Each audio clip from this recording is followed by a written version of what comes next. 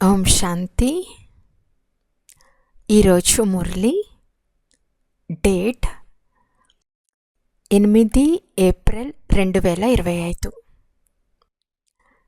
బాబా చెప్తున్నారు, మధురమైన పిల్లలు, ఈ సంగమ యుగం సర్వోత్తమైన యుగం. ఇందులోనే ఆత్మలైన మీరు తండ్రి అయిన పరమాత్మతో కలుస్తారు. ఇదే సత్యమైన కుంభమేళ.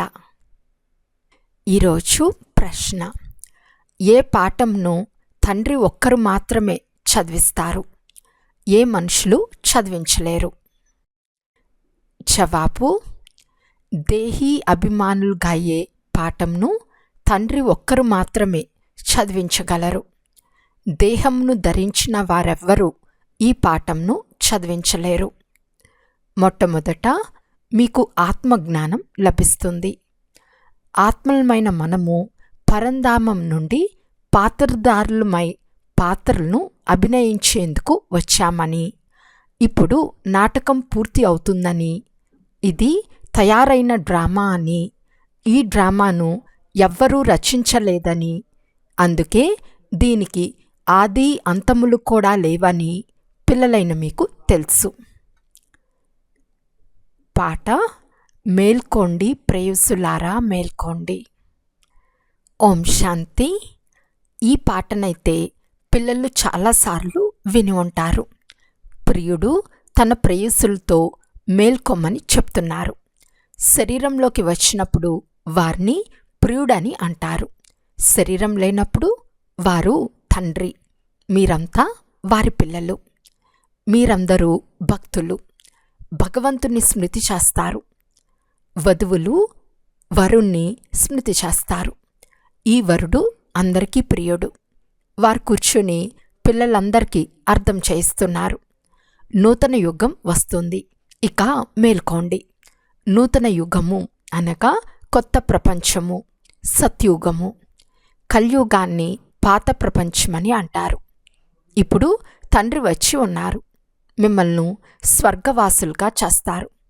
నేను మిమ్మల్ని స్వర్గవాసులుగా చేస్తానని ఏ మనిషి చెప్పలేడు. సన్యాసులకు స్వర్గం అంటే ఏమిటో, నరకం అంటే ఏమిటో అస్సలు తెలియదు. ఎలాగైతే ఇతర ధర్మాలు ఉన్నాయో అలాగే సన్యాస ధర్మం కూడా ఒక ధర్మం. అది ఆది సనాతన దేవీ దేవతా ధర్మం కాదు. ఆది సనాతన దేవీ దేవతా ధర్మాన్ని భగవంతుడే వచ్చి స్థాపన చేస్తారు. ఎవరైతే నరకవాసులుగా ఉన్నారో వారే మళ్ళీ సత్యుగంలో స్వర్గవాసులుగా అవుతారు. ఇప్పుడు మీరు నరకవాసులు కాదు, మీరిప్పుడు సంగం యుగంలో ఉన్నారు. సంగం యుగం మధ్యలో ఉంటుంది.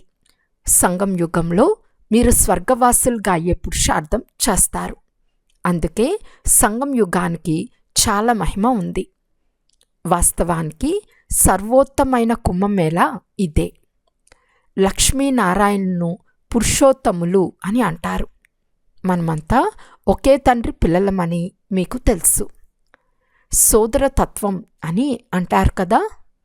ఆత్మలంతా పరస్పరంలో సోదరులు. హిందూ, చీనీ బాయి అని అంటారు. అన్ని ధర్మాల వారు కూడా సోదరులే. ఈ జ్ఞానం మీకిప్పుడే లభించింది. తండ్రి అర్థం చేస్తున్నారు. పిల్లలైన మీరందరూ నా సంతానమే. ఇప్పుడు మీరు సన్ముఖంలో వింటున్నారు. వారు కేవలం మాట వరుసకు సర్వాత్ముల తండ్రి ఒక్కరే అని చెప్తారు. ఆ ఒక్కరినే అందరూ స్మృతి చేస్తారు. స్త్రీ పురుషులు ఇరువురిలోనూ ఆత్మ ఉంది. ఈ లెక్కతో అందరూ సోదరులే. తర్వాత సోదరీ సోదరులుగా అవుతారు. ఆ తర్వాత స్త్రీ పురుషులుగా అవుతారు. కనుక తండ్రి వచ్చి పిల్లలకు అర్థం చేయిస్తున్నారు. ఆత్మలు పరమాత్మ చాలా కాలం నుండి వేరుగా ఉండినారు అని గాయనం కూడా ఉంది.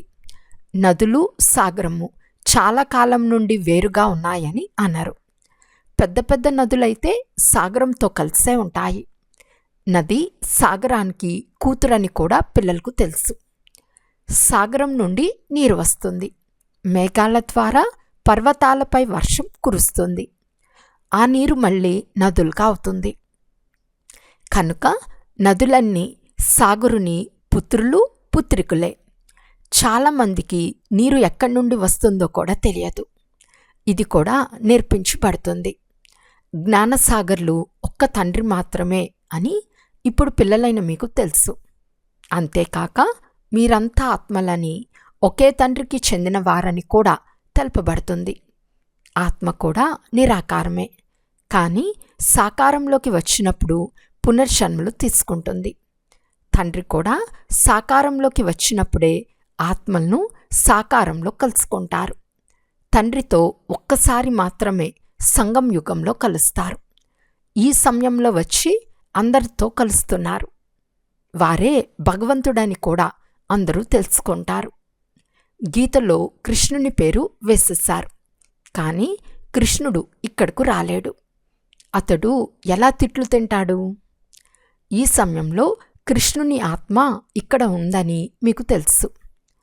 మొట్టమొదట మీకు ఆత్మజ్ఞానం లభిస్తుంది.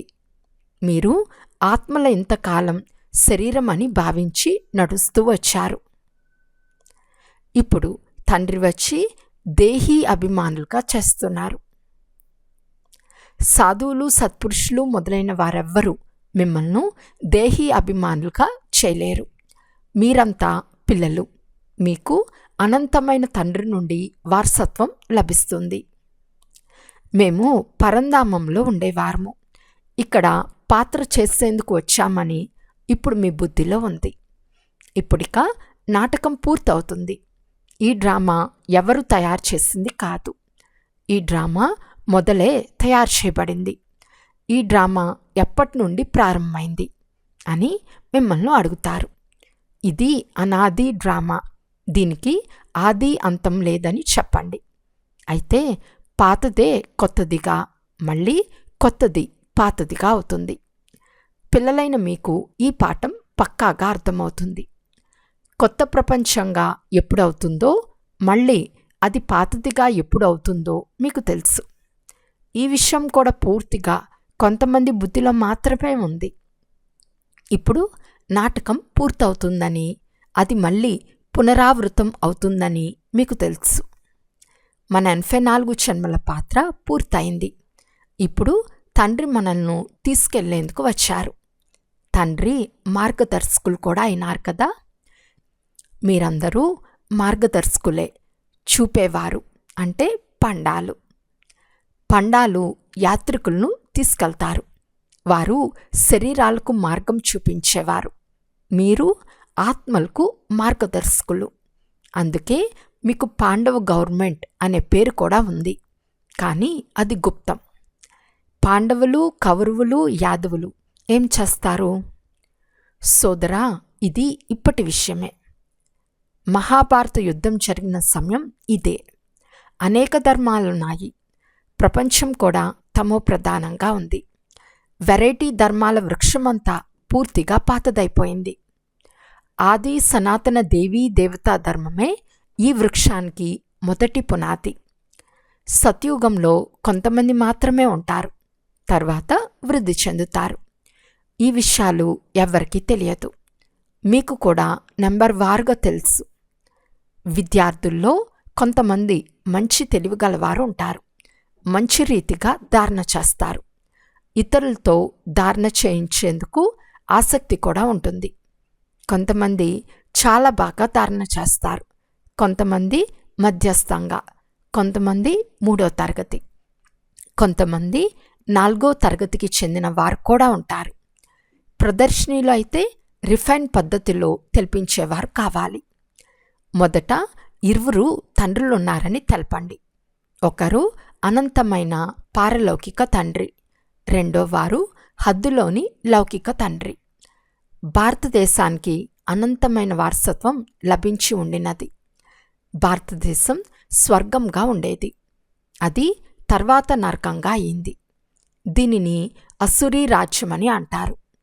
మొట్టమొదట భక్తి కూడా అవ్యభిచారిగా ఉంటుంది. ఒక్క శివబాబానే స్మృతి చేస్తారు. తండ్రి చెప్తున్నారు, పిల్లలు పురుషోత్తములుగా అవ్వాలి. కనుక నీచంగా తయారు చేసే విషయాలను వినకండి. ఒక్క తండ్రి ద్వారానే వినండి. అవ్యభిచారి జ్ఞానాన్ని వినండి. ఇతరులందరితో వినేదంతా అసత్యం. తండ్రి ఇప్పుడు మీకు సత్యం వినిపించి పురుషోత్తములుగా చేస్తారు. చెడు విషయాలను వింటూ వింటూ మీరు కనిష్ఠులుగా అయ్యారు. దివ్యమైన వెలుగు అనగా బ్రహ్మకు పగలు, అంధకారము అనగా బ్రహ్మకు రాత్రి. ఈ పాయింట్లన్నిటినీ ధారణ చేయాలి. ప్రతి విషయంలో నెంబర్ వారుగా ఉండనే ఉంటారు. కొందరు డాక్టర్లు ఒక్క ఆపరేషన్కే 10-20 వేల రూపాయలు తీసుకుంటారు. కొంతమంది తినేందుకు కూడా ఉండదు. బ్యారిస్టర్లు కూడా అలాగే ఉంటారు. మీరు కూడా ఎంత చదువుకుని చదివిస్తారో అంత ఉన్నత పదవిని పొందుతారు. తేడా అయితే ఉంటుంది కదా. దాసదాసీల్లో కూడా నెంబర్ వారుగా ఉంటారు. ఆధారమంతా చదువుపైనే ఉంది. స్వయాన్ని నేనెంత బాగా చదువుకుంటున్నాను, భవిష్యత్తులో జన్మ జన్మాంతరాలు ఎలా అవుతాను, ఏ పదవి పొందుతాను, జన్మ జన్మాంతరాలు ఎలా అవుతారో కల్పకల్పాంతరాలు అలాగే తయారవుతారు. కనుక చదువుపై పూర్తిగా గమనముంచాలి. విషం త్రాగటం పూర్తిగా వదిలేయాల్సి ఉంటుంది. సత్యుగంలో మలిన వస్త్రాలను శుభ్రం చేసేవారని అనము. ఈ సమయంలో అందరూ దేహాలు మురికి పట్టి చెడిపోయి ఉన్నాయి, తమో ప్రధానంగా ఉన్నాయి కదా. ఇవన్నీ అర్థం చేయించే విషయాలు కదా. అందరికంటే పాత శరీరాలు ఎవరివి? మనవే. మనము ఈ శరీరాలను మారుస్తూ ఉంటాము. ఆత్మ పతితం అవుతూ ఉంటుంది. శరీరం కూడా పతితంగా పురాతనంగా అవుతూ ఉంటుంది. శరీరాన్ని మార్చవలసి వస్తుంది. ఆత్మ మారదు. శరీరానికి ముసలితనం వస్తుంది, మరణిస్తారు. ఇది కూడా డ్రామాలో తయారై ఉంది. అందరికీ పాత్రలు ఉన్నాయి. ఆత్మ అవినాశి. ఆత్మ స్వయం నేను శరీరాన్ని వదిలేస్తాను అని చెప్తుంది. దేహీ అభిమానులుగా అవ్వవలసి వస్తుంది. మనుషులందరూ దేహాభిమానంలో ఉన్నారు. అర్ధకల్పం దేహాభిమానులు, అర్ధకల్పం ఆత్మాభిమానులుగా ఉంటారు. దేహీ అభిమానులుగా అయినందున సత్యుగంలోని దేవతలకు మోహాజీతులనే టైటిల్ లభించింది. ఎందుకంటే అక్కడ మేము ఆత్మల్మని ఇప్పుడు ఈ శరీరాన్ని వదిలి మరొకటి తీసుకోవాలని వారు భావిస్తారు. మోహాజీత్ రాజ్ కథ కూడా ఉంది కదా. దేవీ దేవతలు మోహాజీతులుగా ఉంటారని తండ్రి తెలిపించారు. సంతోషంగా ఒక శరీరంను వదిలి మరొకటి తీసుకోవాలి. పిల్లలకు తండ్రి ద్వారా పూర్తి జ్ఞానం లభిస్తుంది. మీరే ఈ చక్రమంతా తిరిగి ఇప్పుడు మళ్ళీ వచ్చి కలుసుకున్నారు. ఎవరెవరు ఇతర ధర్మాలలోకి మార్పు చెందారో వారు కూడా వచ్చి మళ్ళీ కలుస్తారు. కొద్దో గొప్పో తమ వారసత్వాన్ని తీసుకుంటారు.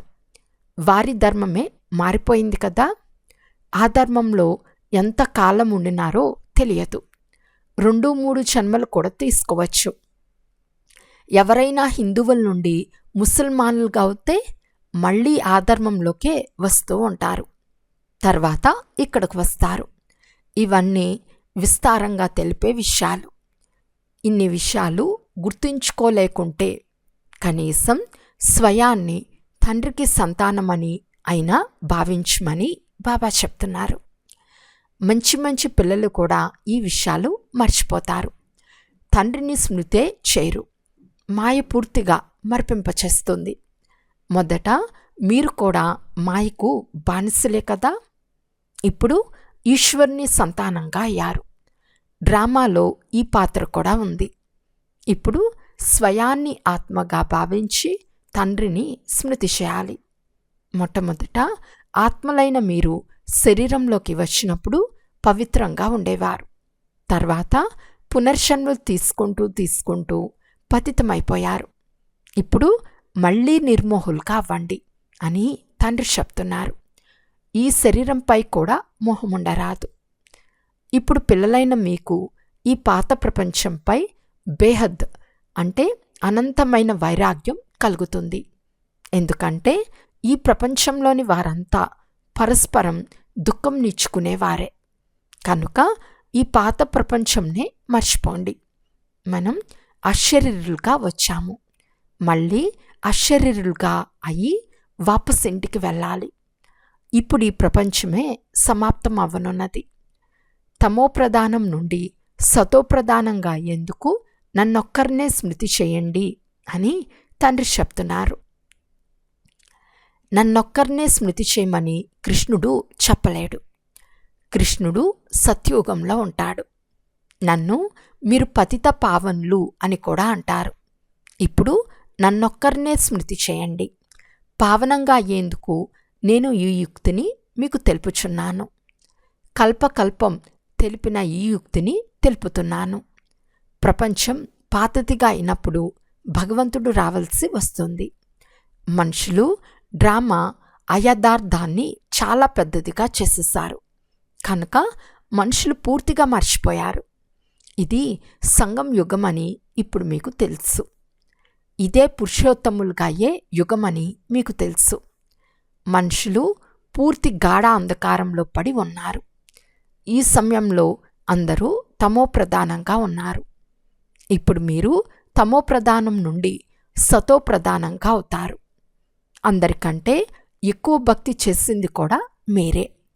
ఇప్పుడు భక్తి మార్గం సమాప్తమైపోతుంది. భక్తి మృత్యులోకంలో ఉంటుంది. మృత్యులోకం తర్వాత మళ్ళీ అమర్లోకం వస్తుంది. మీరు ఈ సమయంలో జ్ఞానం తీసుకుంటారు. తర్వాత భక్తి నామరూపాలే ఉండవు. ఓ భగవంతుడా, ఓ రామా, ఇవన్నీ భక్తి మార్గంలోని పదాలు. ఈ జ్ఞానంలో శబ్దం చేసే పని ఉండదు. తండ్రి జ్ఞానసాగర్లు. ఇక్కడ శబ్దం ఏమాత్రమూ చేయరు.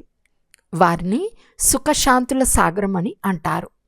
అయితే వినిపించేందుకు కూడా వారికి శరీరం కావాలి కదా. భగవంతుని భాష ఏదో ఎవరికీ తెలియదు. బాబా అన్ని భాషల్లో మాట్లాడతారని కాదు, అలా మాట్లాడరు. వారి భాష హిందీ. బాబా ఒక్క భాషలోనే అర్థం చేయిస్తారు. దాన్ని అనువాదం చేసి మీరు అర్థం చేయిస్తారు. విదేశీయులు మొదలైన వారు ఎవరు మిమ్మల్ని కలిసినా వారికి తండ్రి పరిచయంను ఇవ్వాలి. ఇప్పుడు తండ్రి ఆది సనాతన దేవీ దేవతా ధర్మాన్ని స్థాపన చేస్తున్నారు. త్రిమూర్తి చిత్రాన్ని చూపించి వారికి అర్థం చేయించాలి. ప్రజాపిత బ్రహ్మకు ఎంతమంది బీకేలున్నారు? ఎవరు వచ్చినా మొదట వారిని మీరు ఎవరి వద్దకు వచ్చారు అని అడగండి. బయట ప్రజాపిత అని బోర్డు తగిలించబడే ఉంది కదా. ప్రజాపిత అనగా రచించేవారు, కానీ అతన్ని భగవంతుడని అనరాదు. నిరాకారుణ్ణి మాత్రమే భగవంతుడు అని అంటారు. ఈ బీకేలందరూ బ్రహ్మ సంతానము. మీరు ఇక్కడకు ఎందుకు వచ్చారు? మా తండ్రితో మీకేం పని? పిల్లలకు తండ్రితోనే కదా పని ఉండేది. మాకు తండ్రిని గురించి చాలా బాగా తెలుసు. కుమారుడు తండ్రిని ప్రత్యక్షం చేస్తారనే గాయనముంది. మనం వారి పిల్లలము. అచ్చా, మధురాతి మధురమైన అపురూపమైన పిల్లలకు మాతాపిత బాప్దాదాల ప్రియస్మృతులు మరియు గుడ్ మార్నింగ్. ఆత్మిక పిల్లలకు ఆత్మిక తండ్రి నమస్తే. ఆత్మిక తండ్రికి ఆత్మిక పిల్లల యొక్క ప్రియస్మృతులు మరియు నమస్తే నమస్తే నమస్తే. ధారణ కొరకు ముఖ్య సారము. ఫస్ట్ పాయింట్, పురుషోత్తములుగా అయ్యేందుకు కనిష్ఠులుగా తయారు చేసే ఏ విధమైన చెడు మాటలు వినరాదు. ఒక్క తండ్రి ద్వారానే అవ్యభిచారి జ్ఞానం వినాలి. సెకండ్ పాయింట్, నిర్మోహులుగా అయ్యేందుకు దేహీ అభిమానులుగా అయ్యే పురుషార్థం పూర్తిగా చేయాలి. ఈ పురాతన దుఃఖంనిచ్చే ప్రపంచము అని బుద్ధిలో ఉంచుకుని ఈ పాత ప్రపంచాన్ని మర్చిపోవాలి. దీనిపై అనంతమైన వైరాగ్యం ఉండాలి. ఈరోజు వరదానము. సంగం యుగంలోని సర్వప్రాప్తులను స్మృతిలో ఉంచుకుని ఎక్కే కలను అనుభవం చేసే శ్రేష్ట ప్రాలబ్ధి భవ. పరమాత్మ మిలనము లేక పరమాత్మ జ్ఞానం యొక్క విశేషత అవినాశి ప్రాప్తులు అనుభవం అవ్వటం. సంగం యుగం పురుషార్థం చేసే యుగము. సత్యుగము ప్రాలబ్ధ జీవితాన్ని జీవించే యుగమని అనుకోరాదు. సంగం యుగం యొక్క విశేషత ఒక అడుగు వేసి 1000 అడుగులను ప్రాలబ్ధంగా పొందుకోండి. కనుక మీరు కేవలం పురుషార్థులు మాత్రమే కాదు, కానీ శ్రేష్టమైన ప్రాలబ్ధాన్ని పొందేవారు. ఈ స్వరూపాన్ని సదా ముందుంచుకోండి. ప్రాలబ్ధాన్ని చూసి సహజంగానే ఎక్కే కలను అనుభవం చేస్తారు. పొందాల్సిందంతా పొందేశాను, ఈ పాట పాడుతూ ఉంటే తూగటం నుండి, అడ్డగింపబడుట నుండి రక్షింపబడతారు. స్లోగన్: బ్రాహ్మణుల శ్వాస ధైర్యము. ధైర్యం ద్వారా కఠినాతి కఠినమైన కార్యం కూడా సులభంగా అయిపోతుంది. అవ్యక్త సూచన: కంబైన్డ్ రూపం యొక్క స్మృతి ద్వారా సదా విజయులుగా అవ్వండి. బ్రహ్మబాబా స్వయాన్ని తండ్రితో పాటు సదా కంబైన్డ్ రూపంలో అనుభవం చేశారు మరియు ఇతరులకు కూడా అనుభవం చేయించారు. ఈ కంబైన్డ్ స్వరూపాన్ని ఎవరూ వేరు చేయలేరు. అదేవిధంగా సుపుత్ర పిల్లలు సదా స్వయాన్ని తండ్రితో కంబైన్డ్గా అనుభవం చేస్తారు. వారిని ఏ శక్తి వేరు చేయలేదు. అచ్చా, ఓం శాంతి.